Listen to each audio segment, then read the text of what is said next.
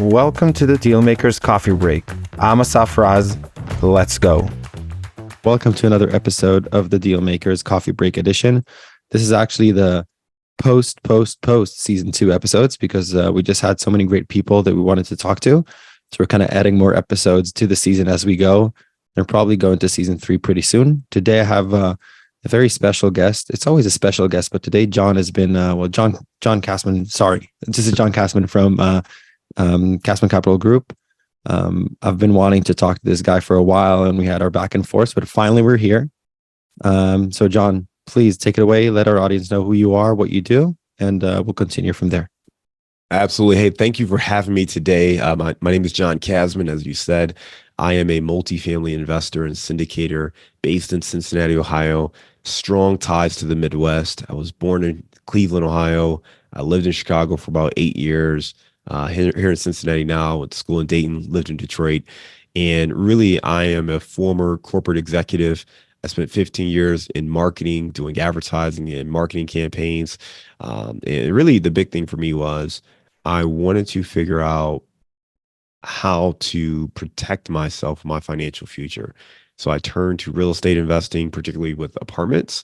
It took some time to scale and grow, but ultimately we have been able to build a business to partner with other busy professionals to invest in over $100 million worth of apartments. That's beautiful. And it's been, you're one of those people that I really like to speak to. First of all, you have the same background that I do. So I'm a marketing guy. This is what I do. I'm not a real estate expert. I'm not a broker, right? I'm just a marketing guy trying to understand real estate. And your history really connects to a lot of the things that I'm doing today. I think what's interesting for me the most before we dive into what you're doing at Casmon Capital Group is what triggered this change? Like, what was this big move? You've had such a great career in a lot of very big companies. Like, you should see this guy's LinkedIn profile. It's insane. And then all of a sudden you're doing this real estate thing for the past 7 years. Like, how does that happen? There were two really big pivotal moments that drove it. The first was I was at General Motors on the client side doing some great campaigns, working on some great projects. But that was in 2007, 2008, 2009. Many of your listeners know that that's when we had the last recession. And that is when, my company, General Motors, went into bankruptcy. So every day I was faced with watching my leadership on the news and talking about the state of our business, and it made everyone a little anxious about our futures. And one of the things that I decided at that time was I wanted to take that control back into my own hands. Your real estate provided a pathway to do that. Fast forward a few years, I had started investing in real estate, had a small portfolio, but now I'm working for a smaller advertising agency. We blew up, we grew exponentially, grew a little too fast. And that firm actually ended up going under and filing bankruptcy as well.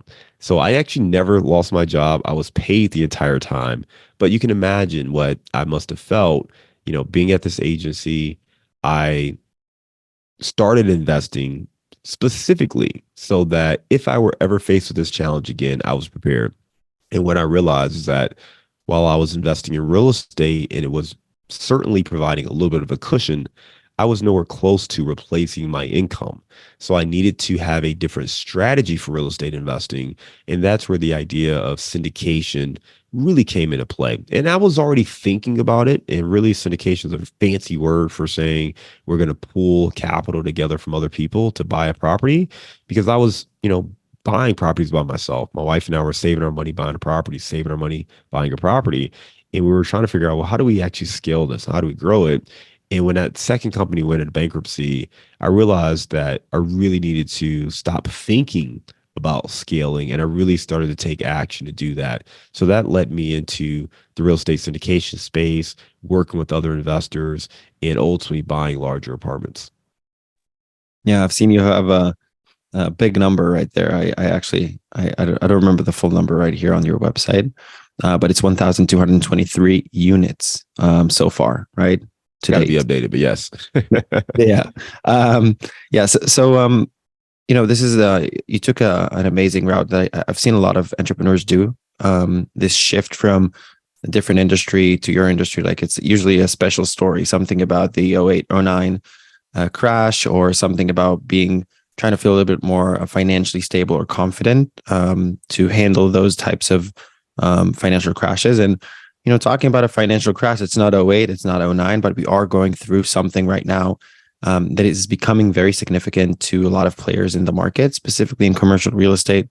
We're seeing a lot of shifts and movements. It was triggered by, a lot of global events, but obviously interest rates that went up that are supposed to kind of stop the inflation has risen a lot of challenges on the real estate side, right? Deals that used to add up or underwrite properly are not adding up today.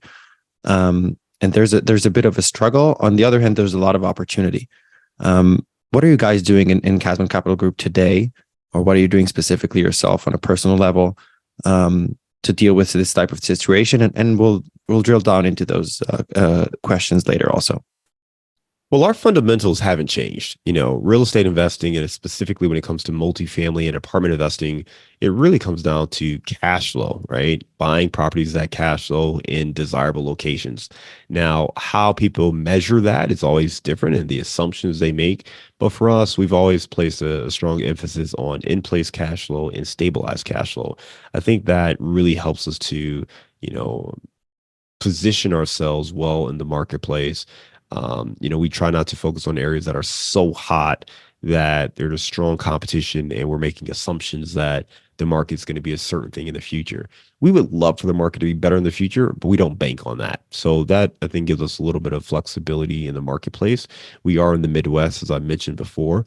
In the Midwest doesn't tend to go quite as high in value when times are great, but it also doesn't drop as low when times get a little tough.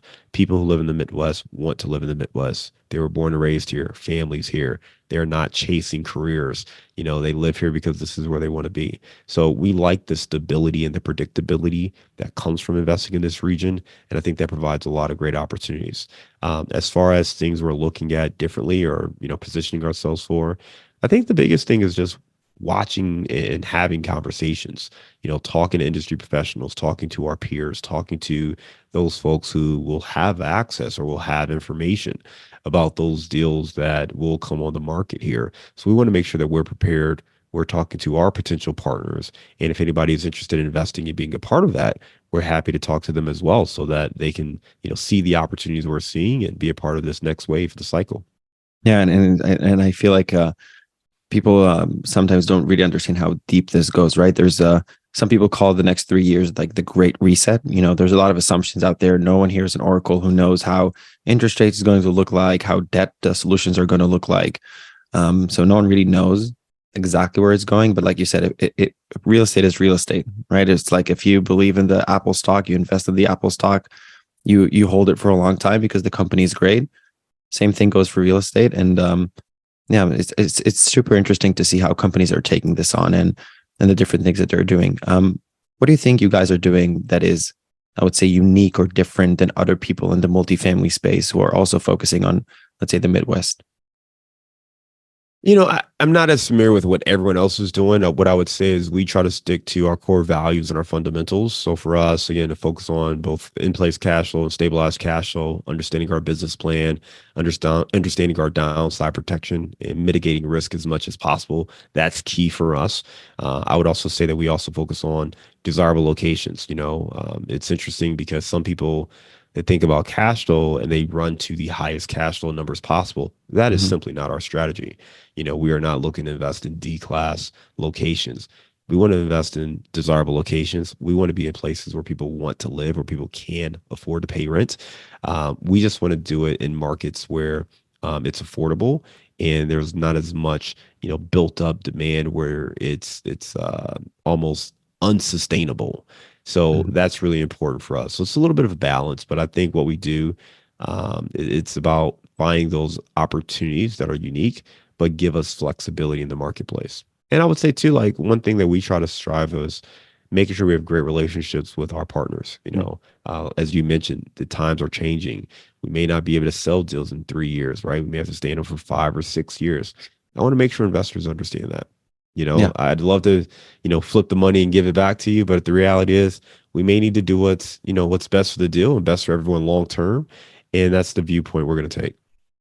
Yeah, that's awesome. Let's if you're willing, let's try to take a peek behind this curtain just Sure. for other GPs that are either starting to get in the game right now or in the game and kind of struggling.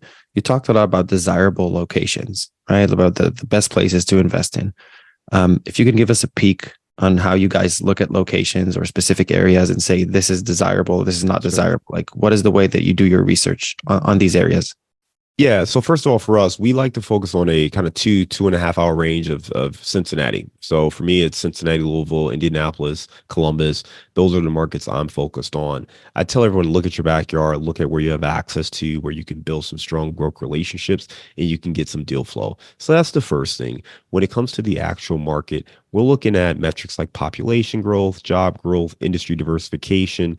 I would know the ease of doing business. I want to understand if there are any economic policies that are, attracting new businesses, if there are any tax breaks or anything like that that's going to spark business growth.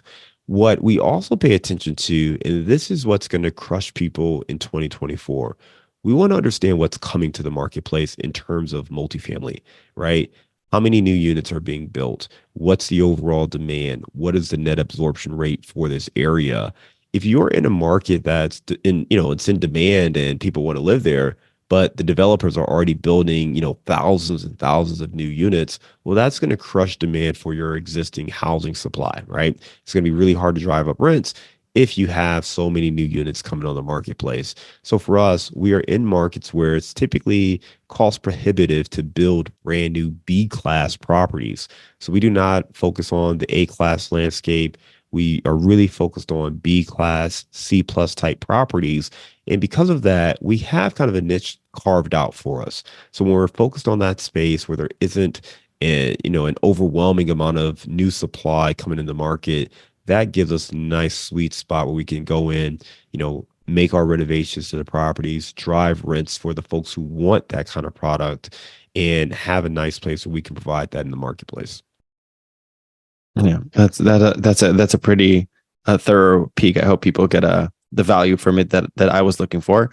I think that when I'm trying to look at areas, I don't know if you're I've been to Dallas. I don't know if you've been to Dallas lately. I've been to Dallas in the past. I think it was a year and a half ago.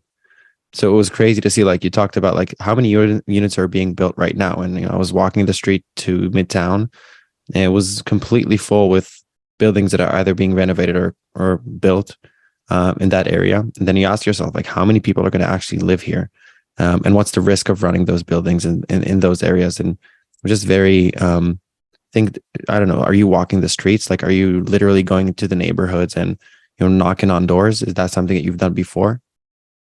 Starting out, I had more boots on the ground, right? I used to live in Chicago and I just had an inherent knowledge of the market from just driving around. You could see what's happening. You could see a coffee shop, open up. Yeah. You could see, Panera Bread or, you could see Starbucks, whatever it is, right? You can see those Yeah. things coming into an area. You're like, ooh, that's interesting. They must have done a ton of research and decided this was a Yeah. place that was going to be growing. One thing that I used to do, and I actually have a download on my website where it's I think it's 30 hacks to find the best places to invest, the best submarkets. And one that I loved is really paying attention to the infrastructure. So again, in a larger city like Chicago, I would look at the train stops. And when they started adding new train stops, you already know those areas are poised for growth, right? Yeah. Because wherever there's a new train stop, they're going to add restaurants, they're going to add coffee shops, libraries, all sorts of other things. And that's going to see a lot of development. People are going to want to live in those areas. I used to live in the West Loop before it was what people see it is today. And I mean, I knew it was coming. I wasn't as I wasn't a focused real estate investor at that time, or I'd have bought everything I could, Yeah. but I could see how exactly that came to be. It started with the train stop announcement. Then Google came into the area. Restaurants soon followed. Facebook followed, hotels followed, nightlife. All of this started to develop, and that real estate went up in value. Almost, it felt like overnight to some people, but it was really about a 3-year period. It was all very planned, and you could have got in front of it if you paid attention to the developments that were being announced. Yeah. Yeah. This is why you're doing acquisitions and investor relations, and because you understand that probably better than others, specifically in your area. And I've seen some of your projects. They look pretty cool, by the way. I'd love to Thank you. learn more about them also. I'm going to deep dive into your website right after this. we focus a lot about the acquisition side, but let's talk a bit about investor relations side. And I've been talking to many LPs who have been investing, either past or currently investing in real estate deals.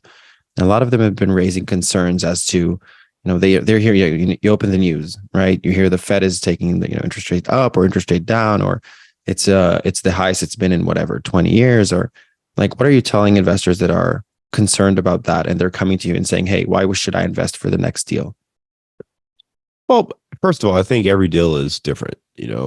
Just like we talk about real estate being local, every deal is different. I want to understand the business plan for that specific deal. When I'm talking to investors, I think the very first thing they've got to make a decision on is whether or not they like and trust the person they're talking to. If you don't trust that operator, if you don't like that operator, you shouldn't even think about the deal, right? Get to know the person. Who are you looking to do business with? What is their character? What is their experience? Are they capable? Do they have a strong sense of the markets that they're investing in?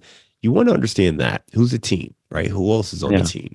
That's what you've got to figure out first. From there, you can get specific questions about the market, interest rates. They can answer all that.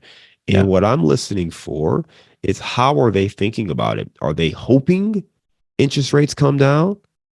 Or do they have a plan in place to navigate the landscape no matter what happens to interest rates? I've got two different deals, one that had a variable loan and one that had a fixed loan.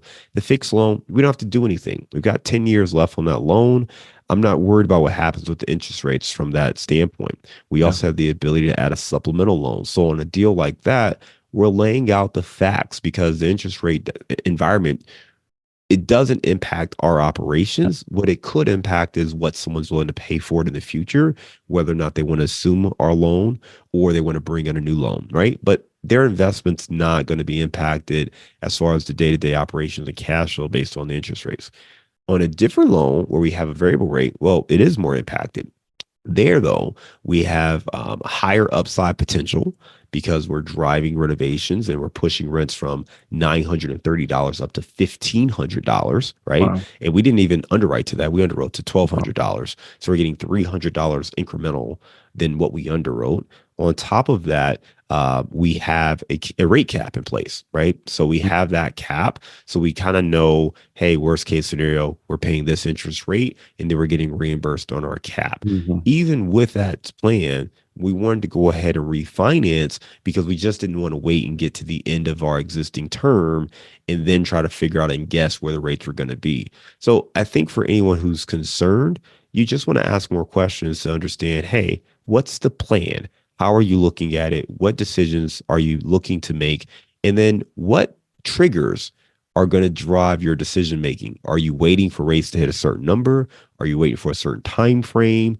What exactly are we looking at so that you can make decisions? And you want to make sure that you feel comfortable with the people you're working with. And the truth of the matter is, the time to ask these questions is before you invest, so you can get to know them, right? And really when there's not a deal on the table, so you can understand how they think in general, but then also let's make sure we understand how their deals have performed, not so much just on cash and all that, but I want to understand how they made those decisions on those deals and why they made those decisions at that time.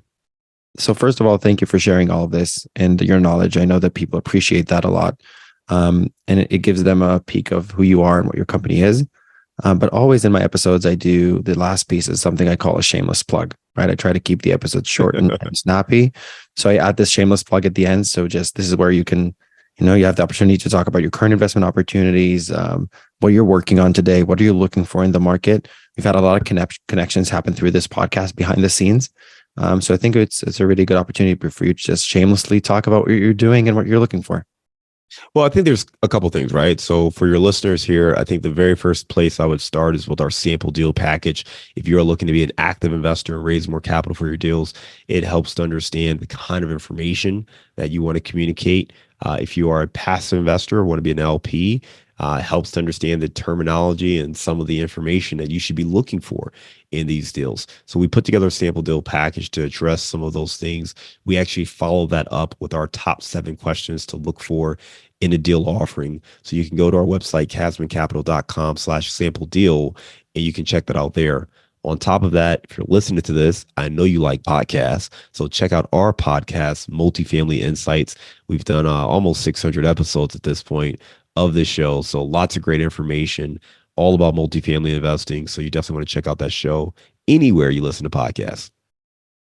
John, this is great. And all the links to your podcast and to your website are going to be linked in the bio. John, this was a great episode. Thank you so much for joining us on the Dealmakers, on another episode of the Dealmakers. I love it. Hey, thank you for having me. Great talking to you, and look forward to staying connected. Thank you for joining us. Check out more episodes on the Dealmakers podcast, available on Spotify, Apple Music, Google Podcasts, and Agora's website at agorareal.com/podcast. See you in the next episode.